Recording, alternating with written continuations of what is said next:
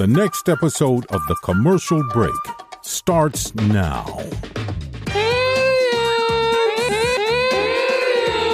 Oh, yeah, cats and kittens, welcome back to The Commercial Break. I am Brian Green. This is my dear friend and beautiful co-host, Kristen Joy Hoadley. Best to you, Krissy. Oh, best to you, Brian. And best to you out there in the podcast universe. How the hell are you? Thanks for joining us on yet another episode of this, The Commercial Break. It's not for everyone, but fact, news, or fiction is guaranteed in 15 seconds or less. Go to the tcbpodcast.com website to collect your earnings. I have a Marlin update.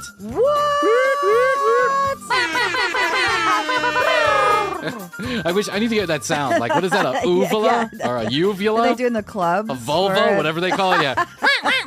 That's exactly what it is. Yeah, that thing I need to get a vulva. We'll get into that in a minute. Marlin update. I've got a rare but fantastic Marlin update. So Marlin came back from his, wonderful trip over there in Europe, all expenses paid, the top of the top, the best of the best. They hired their own personal water taxi for the whole time in Venice. Like, they were just... Like, they just living large, right? Right on the canal, doing their own thing. So he comes back, and, they have a little downtime, and they kind of go back to their respective lives to do what they do. Like, they're not on top of each other 24 hours a day is how he explained it, right? Yeah, and he likes that. I would imagine he likes that because I don't think he really loves this woman. But anyway, that's my personal opinion. He's having fun. So and she is too, apparently. Yeah, oh man, she's living it up. She's got that 30-something dick all the time. Yeah. Viagra. This dick made by 130,000. Right. So he says he gets a text message a couple weeks ago, and she says, I got another vacation for us to take, and this one's super adventurous. I hope you're up for it. And he was like, well, yeah, just tell me where we're going. She's like, I will not tell you where you're going, but you have to be packed and ready, and it's going to be a long weekend, and here we go. She takes him to a nudist resort. Were you? I was just going to say it's a nudist thing. It was a nudist thing. It was a nudist resort. Was it also like a swinging resort too? Well, I'll get into it. Okay. Well, I've read about this. I've read about this too. I've had friends who have done like hedonism and stuff like that, right? Of course we have.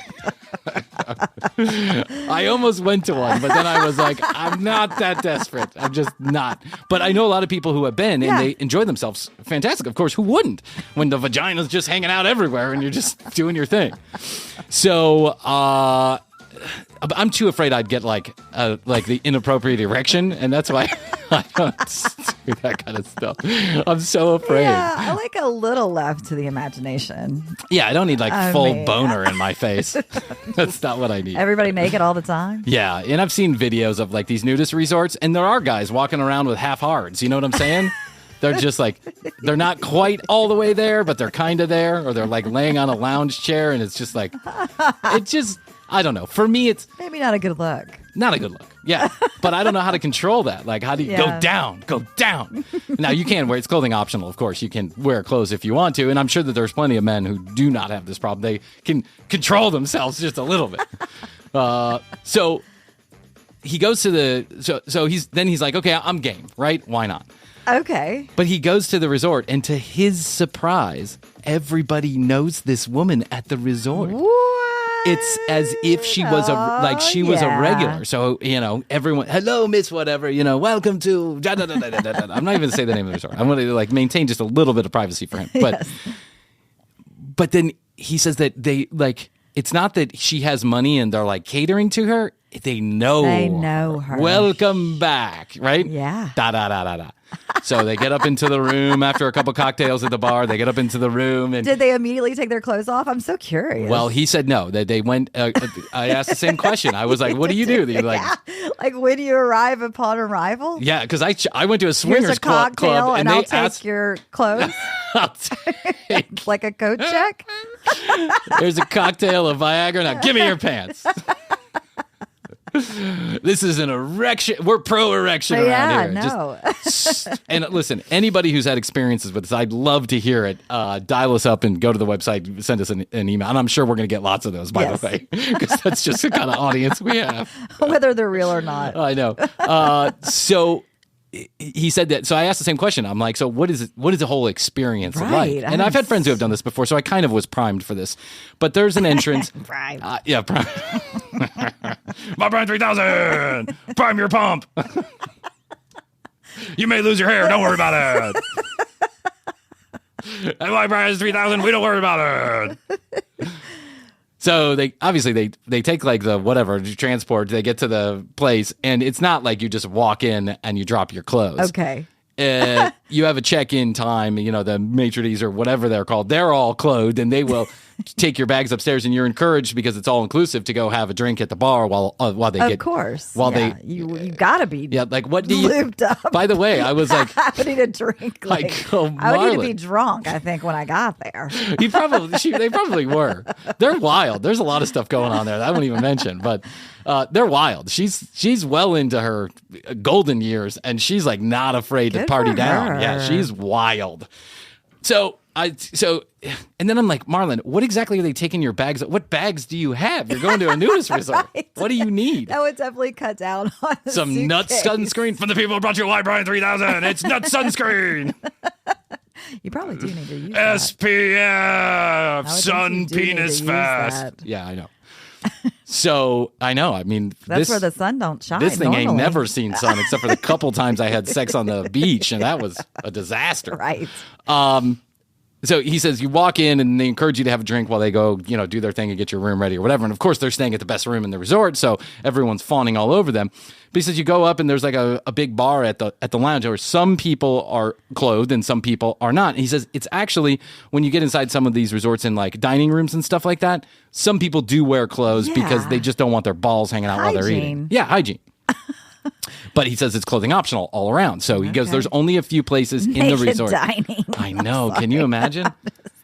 I mean, you could have fucking Emily Ratajkowski show up at my local taco place, and I'm not interested in having her eat naked next to me. Exactly. I'm just not. No. I just am too grossed out. I don't care. I don't care what kind of ass you have. It's all dirty, right? And I don't want it sitting all over maybe there. Wear like a robe. Yeah. A lingerie robe or something. He said that people bring, like the men especially, they'll bring towels around and they'll cover their hairy assholes. It's like a whole, oh my God. It sounds like a whole situation I don't want to be involved in. I'm glad I didn't go. Yeah, you can just get the play-by-play. Yeah, not only will I have to like constantly monitor my boner meter, but then it's just whatever. Anyway. Yes.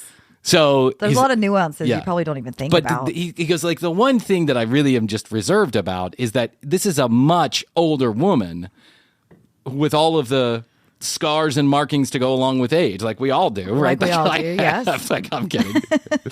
The saggy balls and all that. But he said, when I walk in, I realize that this is not like some old person's nudist resort. This is not like some nudist resort. It's on the beach. It's a well-established nudist resort, or like hedonism. Yes. But it isn't one of these like, nudist resorts in the woods where you're a bunch of old hippies, like Santa hippie is there. Sweating around. Yeah. Sweaty trailer. They're not in your sweaty camper. And so he's like, there's lots of beautiful men and women that are hanging around, like well-defined, like the physiques on these people are just fantastic and everybody's having a good time. And he's like, what I really enjoyed about it was there was all kind of different people, persuasions there. He's like, there was like lots of, guys with guys and girls with girls and guys with girls and girls and girls and guys with girls and guys and guys. It was a free-for-all. It was a free-for-all. I can imagine that photos are discouraged. You cannot take photos. Okay, you cannot take photos anywhere on the property, according to Marlin. And that's look understandable. At that sunset. Yeah, look at that sunset. Nope, that's my nuts. That's an ass. No, that's just my girlfriend's saggy tits.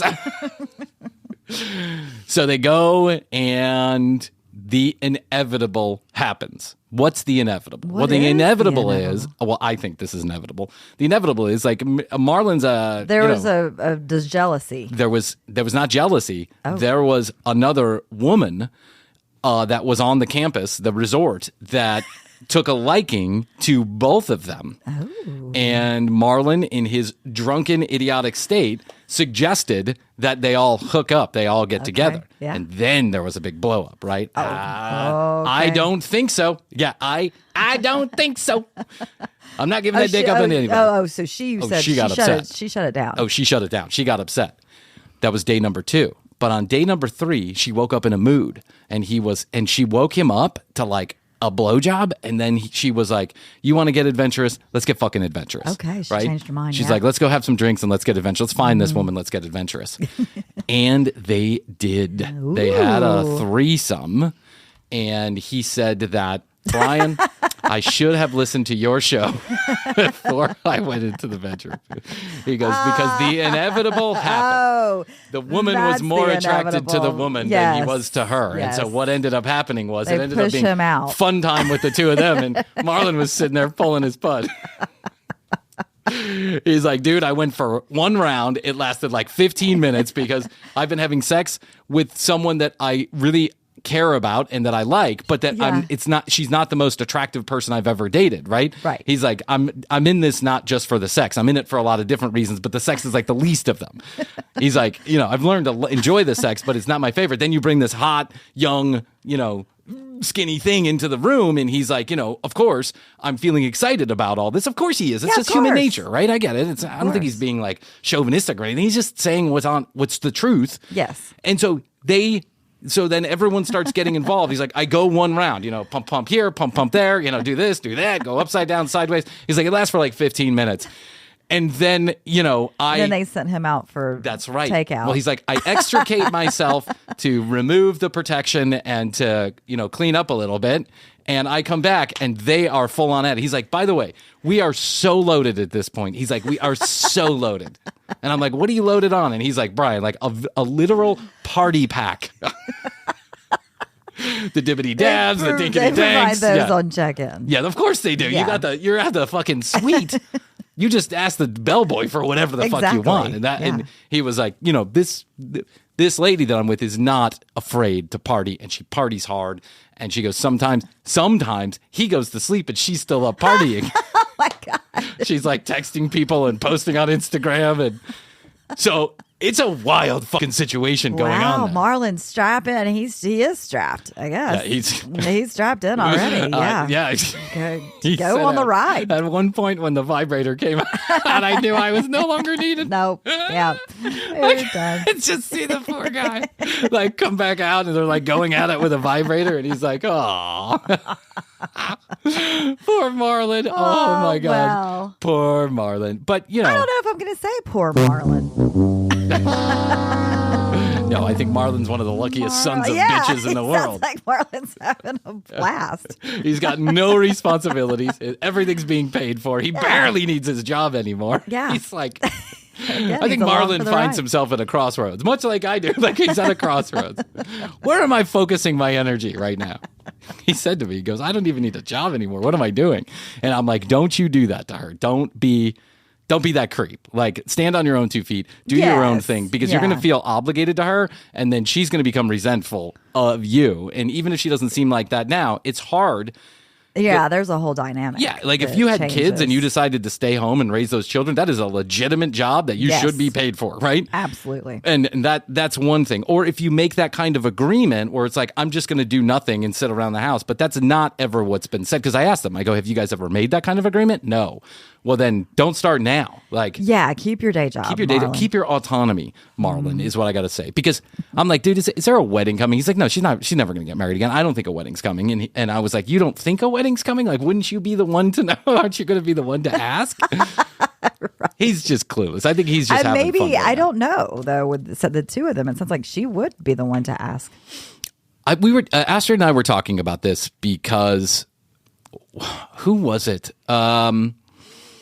Somebody, I think it was on like Bachelor in Paradise. The woman asked the man to marry them. Mm-hmm. And then Astrid was like, "Would you have been comfortable if I did that?" And I would have been like, fuck yeah. I would have married you either way. Yeah. Whether you asked me or I asked you, I would have, like, the answer would have been yes. Mm-hmm. And she's like, you wouldn't have felt emasculated by that. And I'm like, Astrid, I don't feel emasculated anymore. I've learned that my balls are good for nothing except getting in the way. That's it. I'm producing babies. Yeah, I'm producing babies. I've had sex at least twice and a half.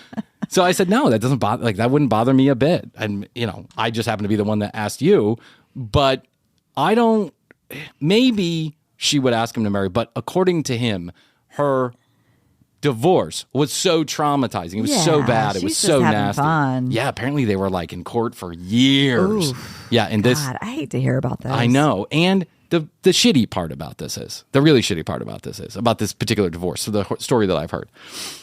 This woman was married to a very successful businessman who was a nobody when they met.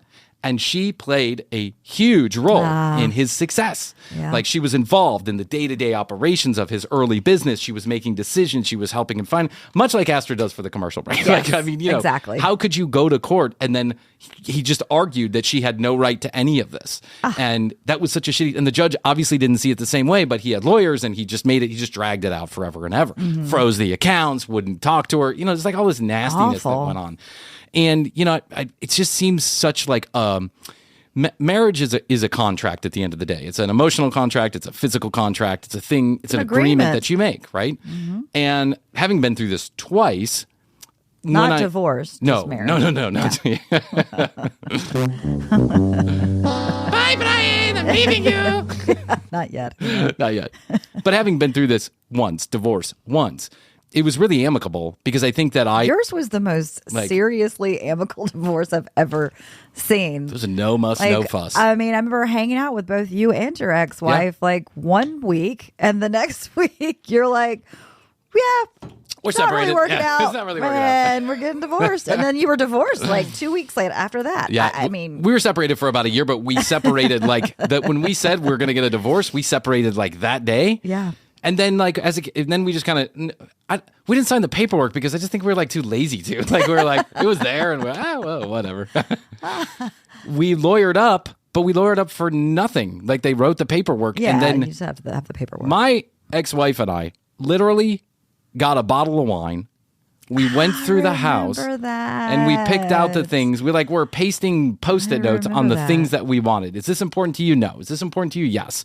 We argued over one thing. That is like the best case scenario. It is the best case scenario, but it's how it should be every time. And I mean, I understand that when emotions get involved, hurt feelings, of course. Yeah. And when you have there wasn't hundreds of millions of dollars at stake, or even millions of dollars at stake, but there wasn't betrayal. Yeah, all that. There wasn't. You just had grown apart. Yeah, I mean, she was sleeping with a lot of other people, but there wasn't. I didn't feel betrayed by that. I was a bad husband. She wasn't. I'm kidding. That's a joke. I should be careful. I should be careful if people get the wrong impression about me. That's not true. I wasn't a bad husband. No, you were not. And she was not sleeping with other people. But it really gets my goat sometimes because I know people right now who are going through the divorce process and they're trying to deny their wife alimony and they're trying to cheapen the kids up on the child custody, on the dollars and cents. Oh, it's awful. And I'm like, I've fucking A, man. Yeah, I've seen what happened with Jeff's ex too. Yeah, I mean, that was bad. Yeah. We shouldn't get into details here, No. but just know that if you make that contract with somebody, whoever it is, you make that contract with somebody, you should not make the end come true, but foresee the end and always be ready to remember how it was back then and how much you loved them back then and how much they gave to you back then. Because when it comes time to separate, it is time to do it fairly. Yes. Fairly. That's all I'm asking. Well, I don't know why I'm asking that of Marlin. I know. I was going to say, just to circle back. Yeah. To what the heart wants. Well, it sounds like they're not getting married. No, it sounds like they're not getting married. But hey, kudos to them. Hey, listen, have fun. I gotta, I just gotta applaud Marlin and his girlfriend because they're in uncharted territory, just doing it, and living life. At first, I was like, Marlin, you're an idiot. What are you doing? This is obviously not healthy for anybody. And now I'm like, oh, I see you guys are really having a good time. Go for it. Yeah. Enjoy yourself. If you have experience at a nudist resort, I want to talk to you. So please dial me up. Please. Speaking of naked, I wanted to talk about something that I found. And I'm sure Astrid's going to go for this. So I'm going to ask her if I can do this. I found a woman in New York who does naked therapy sessions. Have you heard about this? No. Her name is Sarah White. She's been I'm doing not this for surprised. years. Oh, I'm not surprised either. Of course this happens. This girl, Sarah White, is literally not a therapist, but she does naked therapy sessions, and she charges like $2,000 an hour, and you do it over Zoom. And as she asks you questions and she talks you through your problems, she gets undressed. She says it helps people lower their inhibitions. That sounds more like some type of porn. I read the website. I don't know. I read the website, and it's like, you went to the website? I went to her website. Okay. And I started reading through the rules of engagement, right? She's like, I only do video calls. I no longer offer in-person sessions. I can imagine why. That's a pretty dangerous thing to do. She's like, can I get a cheap? But she's not even an actual therapist. She's not an actual therapist. She's just someone who likes to talk naked. I guess. I mean, that's why I'm going back to this. Sounds just like some form of. This is some form of getting something. off. Because buried way down in the rules, which is, can I ask you to do this or to do that? And she says, yes, as long as I feel like it's going to help the therapeutic session, right? Yeah. So in other words, can I make requests of you? And yes. And then it says, can I masturbate? And she says, of course, if it helps you feel relaxed. I thought that was so great. I'm going to ask my therapist next time I go, hey, you mind if I whack off real quick? Yeah. I just want to get in the mood. It'll help me. It's just crazy to me. Help me open up. $2,000 an hour, some shit like that, just to have this lady. I mean, I be guess naked that's one way to do it instead of being on the crowded OnlyFans space. Well, as you and I are looking for different ways to monetize this silly, stupid fucking show, I thought maybe one of the ways is we could just do some naked therapy sessions. Yeah. Like when we do the Ask TCB session, for if someone wants to donate a couple $100 to us, we'll just take off our clothes while we If anyone who wants to see my dangly balls. You'll have some Bryan 3000. I got some Bryan 3000. So I watched this lady and she's like talking across the internet. She was with our favorite friends at This Morning. It's a boring interview, so I didn't put it on. Oh, our friends from England. Yeah, our friends from England. They were asking her all kind of questions. They were being really funny about it too. They were asking her all kind of questions. She's not a certified therapist. She has no background in therapy. She doesn't know anybody that's a therapist. She just said she got the idea because her friends told her she gave really good advice, and she felt like taking off her clothes would lower the inhibitions of the person across the room. But I don't find that to be true at all because I have been to strip joints and I don't feel like spilling my guts to a stripper until I'm well inebriated. Yeah, I was going to say, I've had a couple spill their guts to me. Yeah, like I had a friend once. You remember that friend that I had?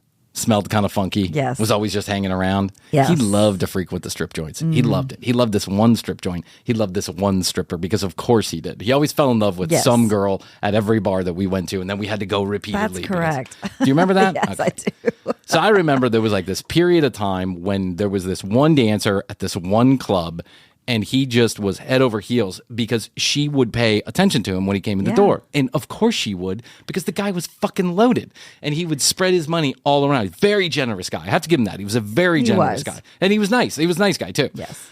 But he would go in there and I would be sitting next to him. And this girl, I can remember being with him like 3 or 4 times when we went to this particular club, and it's late at night and we're a little trashed, and we walk in and then they eye each other, and then she comes over and of course he's just paying her money. She's like, ding, ding, ding. He ding, literally ding. cried one time while he was telling her a story. And I was like, dude, listen, bro,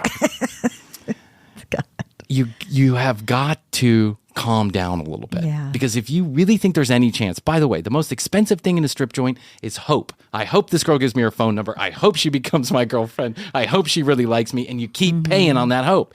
And I'm like, it's a transaction. She is giving you a service. It's a business. You pay her for that service. It's a business. And it should be separate a little bit from your real life. You can't go crying into a stripper's shoulder and expect that she's going to fall in love with you.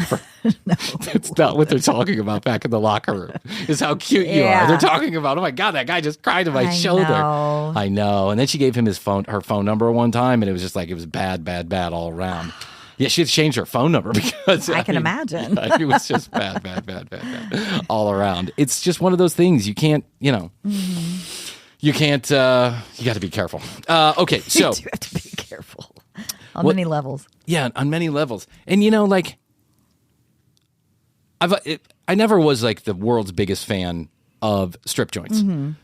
I've enjoyed them. I've been to them lots and lots of times in my life. I've dated dancers. And I think that they are. It's a perfectly legitimate way to make money. Definitely. And God bless you, right? Yeah. It's a transaction that should be looked at as such. Yes. Everybody should have fun. Everybody should have fun, but the girls or guys that are out there doing their thing, they're there to make money. So you shouldn't throw change at them, number one. Like you did one time. You didn't do it. I didn't do it. I want to be clear about that. I had nothing to do with that. And my friend was an idiot, always has been, still is to this day. But, you know, who? something... Guess who? It's me, your moron friend. Let's go to the strip joint. I'm going to throw peanuts on the stage.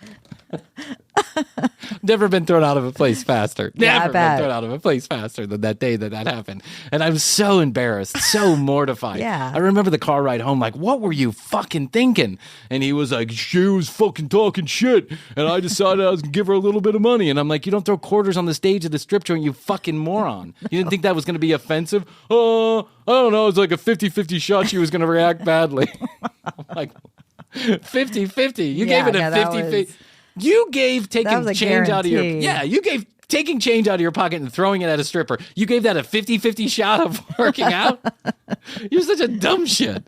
But my opinion but I never really like enjoyed it because there are lots of like it just wasn't my thing, my particular thing. But I know guys throughout my time on this earth. I know guys who really looked at it like a therapist's office. They would go there. Well, our IT director at the place we worked at was a very frequent customer. So that guy would come in my office and then he would so I was in charge of all these websites, right? Making money on all these websites. And one of them, like the rock and roll stations, they had rather racy advertisers. They did. Every strip joint in town wanted to advertise on the rock and roll station because of course that made sense. Like hard rock, guy driven, young, that's the people you want to come to your dance hall, right? And so every one of them had banners on our websites. That's the big dollars changing place. But you clicked on the banner and then you would go to the site and the site inevitably would have some kind of like light pornography on it, girls with tops off or whatever. So part of my job was to sell those advertisements and make sure that they were working properly. Well, of course I would end up on those websites. Right. Of course. So this guy would come in the office. Yeah, this was like a typical guy working in IT. Like he would come in and he'd close the door and he'd be like, I noticed you're on the dance hall website. I noticed you were on Cheater's website, whatever it was called, right? Right. What was the name of that Cheetah, thing? the Cheetah. Oh, yeah, Cheetah, yeah. Yeah, I noticed you're on the Cheetah's website. And I'd be like, how did you notice that? I got an eye on all the computers. I take snapshots every 5 seconds of what everybody's doing. It's for corporate purposes. Oh, yeah.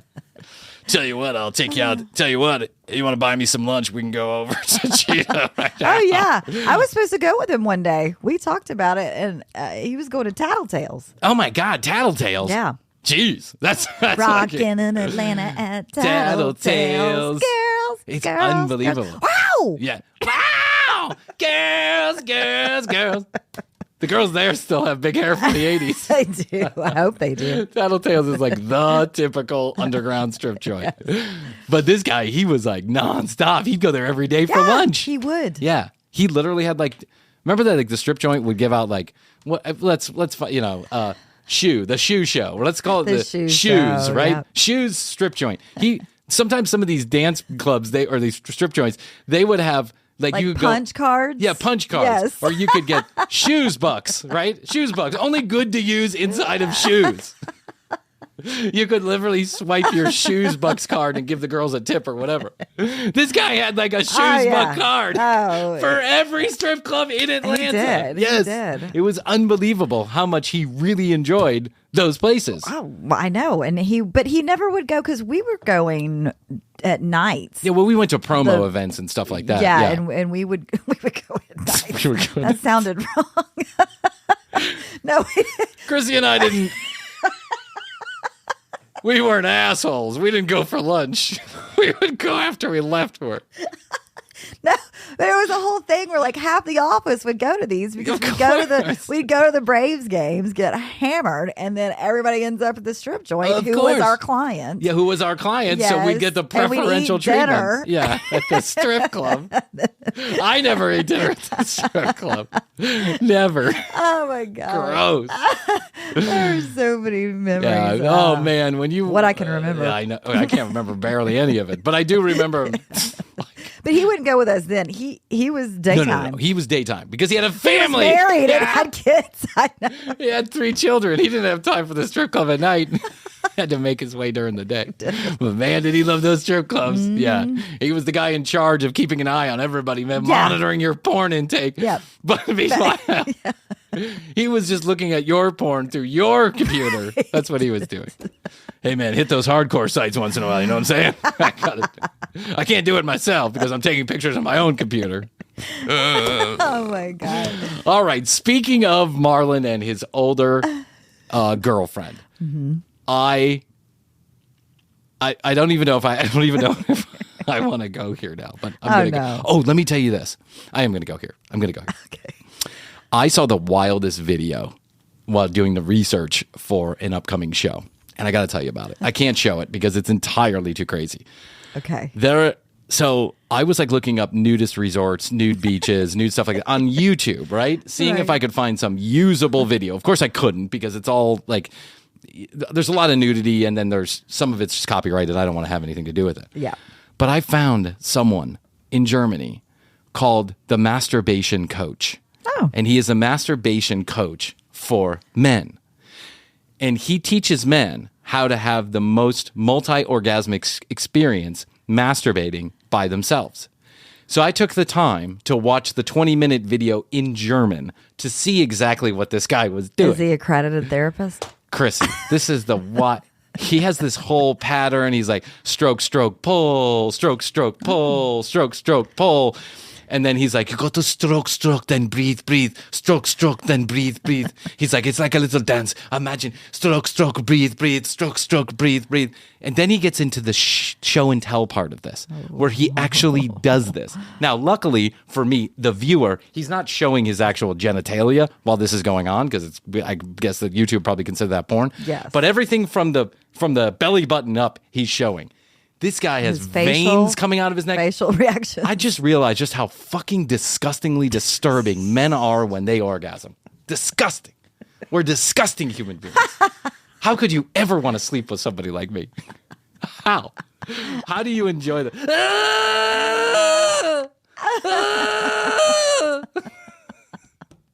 I don't even know what to say. It's gross.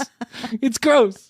I try to not even look at myself in the mirror when I have ever masturbated, but it's unavoidable sometimes. And it turns me off every time. I'm like, oh, God, Bryan, settle down. Girls are like, oh. You make the most lovely faces and your hair is flowing and we're like, oh. Sound like 3-year-olds beating each other up. It sounds like we're punching our penis, not having fun with it. It looks like we're in incredible pain. It is highly disgusting. Now, imagine that amplified 300 times because this guy's a masturbation coach and he's teaching men how to have the most multi-orgasmic experience. I don't really think Did you try it? Of course I did. I knew it.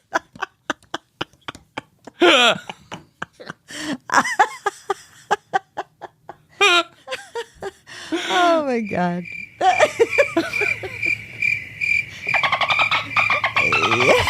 Yeah, I can imagine that you can't watch this and not try it. Well, you got to go like, hey, let's get in on the action, right?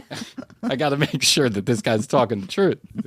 I got to investigate this, this technique. Research. Because if it's real, this guy's having a great time. It looks like his head's about to pop. His veins are sticking out of his neck. He's like a really skinny, fit, like 50-year-old, right? Okay. His veins are popping out of his neck. His eyeballs are all red. His nose is bleeding. I mean, the guy is like, he's in outer space. Times. Right. Now, a lot of what he teaches is very tantric, right? I think even though he doesn't say it, it looks to me to be tantric, which I kind of understand in the first one. I'm like a bad tantra guy, right? I like conveniently use tantra when I want to, right? Yes. So I'm going to tell you right now that this guy looked like he was having a ton of fun, but I'm not sure there's any real validity to his technique because it just doesn't. Works for him. It worked for him. Did not work for maybe because I was looking in the mirror. Yeah. Which is what he told you to do. He's like, look in the mirror while you're doing it. Look in the mirror. Huh. He says, look in the mirror because you need to be in touch with your body and understand what's going on. And by the way, this is on the heels of some research that came out just days ago saying that every man on earth should ejaculate at least 21 times a month to avoid or delay prostate cancer. That cleaning out the tubes a couple, I've read that. Once every other day really helps keep the prostate down, gets away the bad juice, get the poison out, basically is what I'm saying, Krissy. Get the poison out. Yes, it builds up. It does. Well, you got to do what you got to do. You got to do what you got to do. And so I thought, There's nothing wrong with it.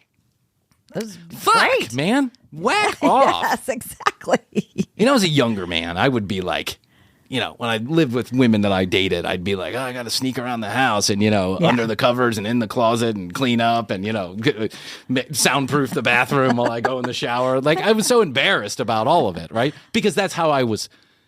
Right. Because that's what happens when you're growing up. When you're Catholic guilt. Oh, yeah, my Catholic guilt is high. Like, even my therapist is like, you got catechism-induced anxiety that's like at 11.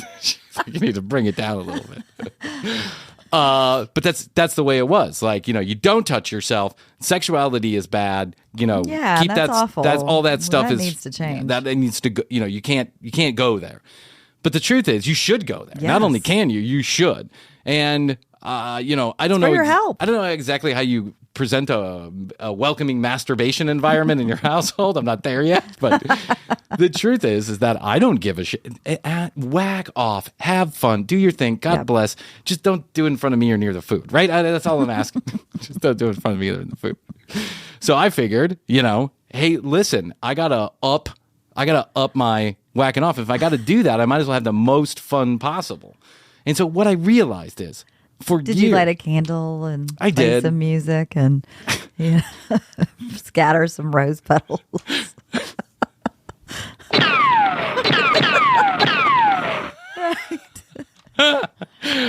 I did. I drew myself a warm bath. I dimmed the lights. I put on a vag candle from Goop. Yeah, I had to get my Goop candle. I turned on the fart fan, so there's a little bit of ambient noise. Yes. I played binaural beats on the Spotify because I wanted to be in like a meditation mood. And I like those binaural beats. Yeah, and I unscrewed the light bulb. I put in a really dim red light bulb, so it was I was just like really in the mood. Yeah.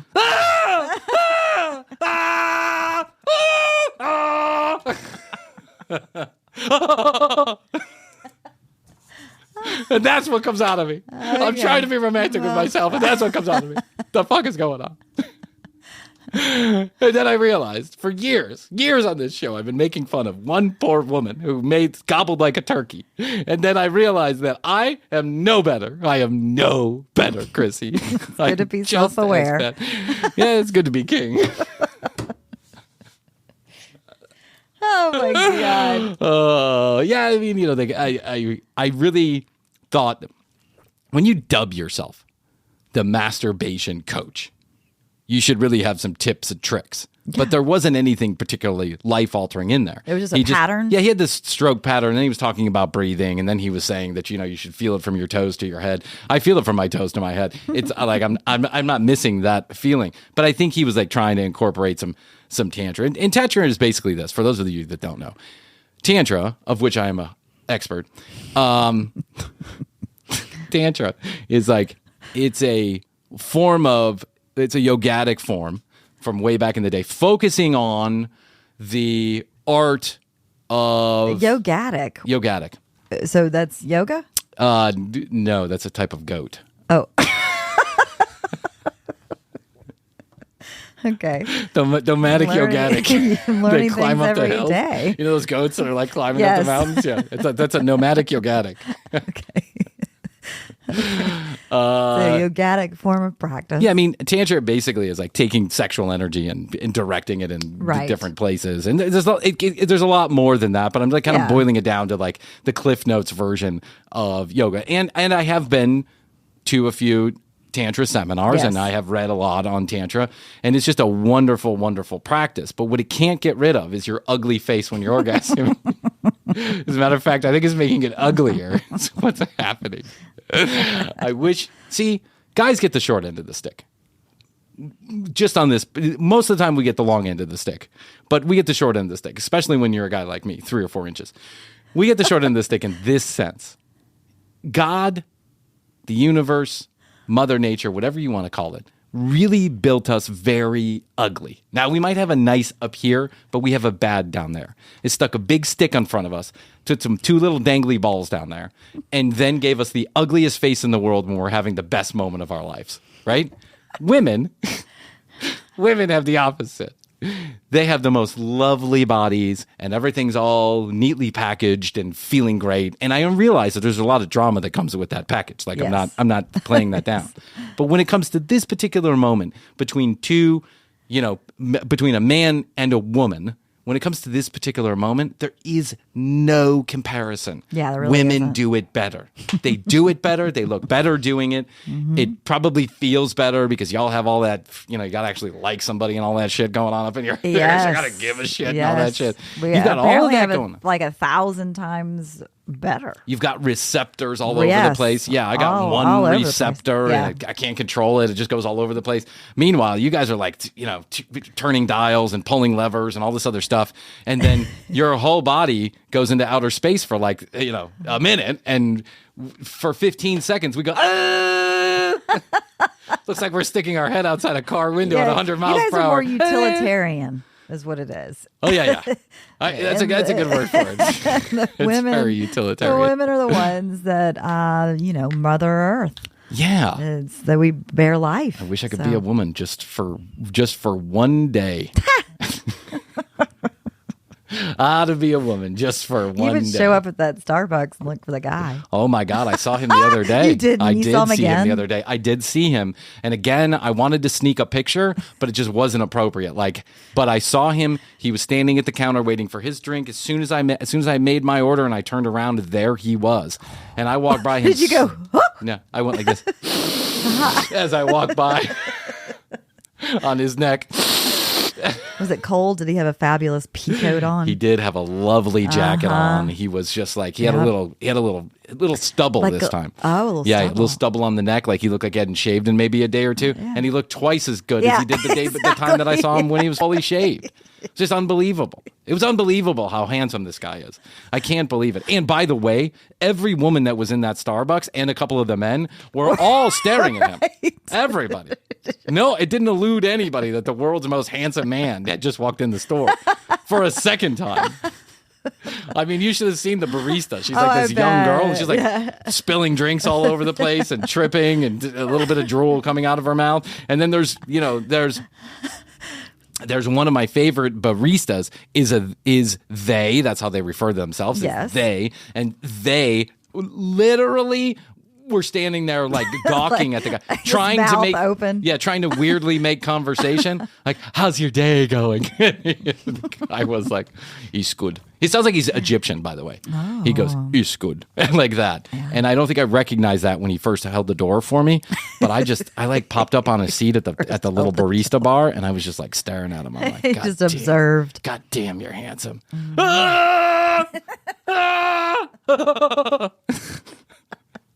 I'm such an asshole.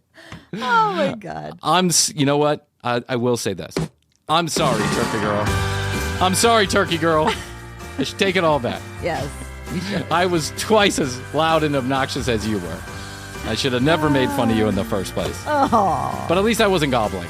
I mean, it's still a funny story. It is. Oh my gosh. It is. I had so much more to get into, but then we go down the path of Marlin and the nudity and the therapist and the strippers. Just goes everywhere. The IT guy. Yeah, the IT guy. This is why we need to spend a little time focusing on the commercial break. Season number 4. I don't think we could ever rein it in. No, we're never going to rein it in. No, Like, we're too ADD to rein it in. That's never going to happen.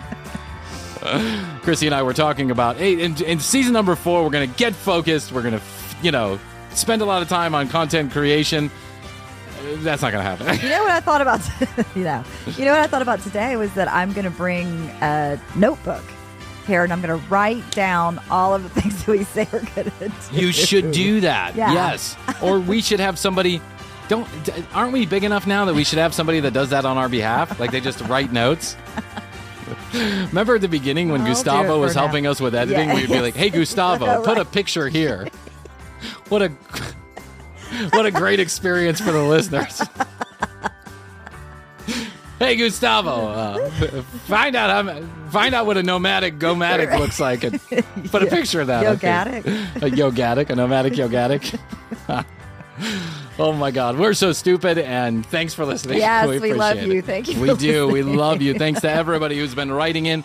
Season number 4 coming right around the corner. That means Krissy and I are going to take a holiday break, but fear not, we're going to bring new episodes and best ofs to you. We want to know what your favorite clips or segments or shows were from season number 3. That's right. Anything. You go back and whatever you thought was funny, let us know. Go back and take notes. Go back and take notes on our behalf. Wherever we say we're going to do something, send us that list. You got an extra year. 855-TCB-8383, 855-TCB-8383. Text us or leave us a voicemail, and we may use your voice in a best of episode. Go to youtube.com/The Commercial Break to watch the full episodes a couple days or week after they air, and I promise you, it's a whole new layer of funny. Also, TCBpodcast.com. Okay, Krissy, I guess that's all I can do for today. I think so, Bryan. But I want you to know that I love you. And I love you. And best to you. Best to you. Best to you out there in the podcast universe. Until next time, Krissy and I always say, we do say, and we must say, bye.